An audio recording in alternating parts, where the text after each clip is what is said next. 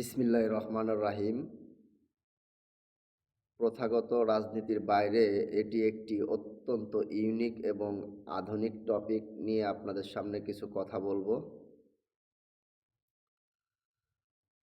কৃত্রিম বুদ্ধিমত্তা, এআই এবং অটোমেশনের কারণে আগামী ৫ বছরে অনেক প্রথাগত চাকরি হারিয়ে যাবে।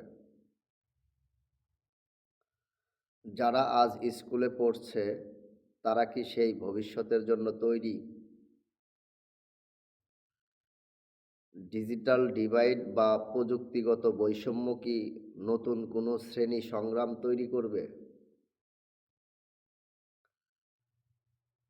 রাজনীতি এখন আর কেবল রাস্তার মিছিলে সীমাবদ্ধ নয়, রাজনীতি এখন ল্যাপটপের কিবোর্ডে।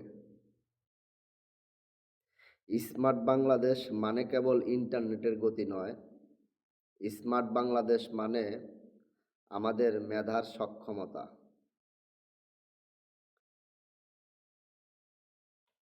প্রতিটি তৃণমূল পর্যায়ের যুবলীগ কর্মীকে হতে হবে সেই ডিজিটাল বিবর্তনের অগ্রদূত।